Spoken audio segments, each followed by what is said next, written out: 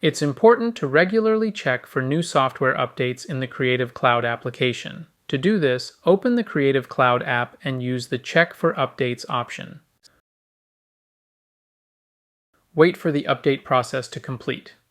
This usually takes just a few seconds. Once done, you'll see a list of real, available updates. This section will show which apps have updates ready to install. Look for the blue Update button next to each application. Click to update a specific app. Or if multiple updates are available, use Update All to install everything at once. Then just wait while the updates are being downloaded and installed. Creative Cloud also offers other useful features. For example, you can click View More to explore additional options. New features and updates are listed here as they are released.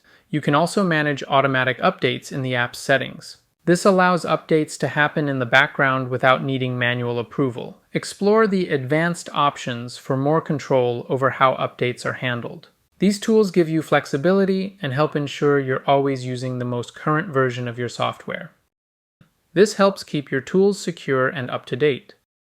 That's a wrap on how to stay updated with the latest Creative Cloud features, helping you avoid bugs, boost performance, and unlock new creative tools.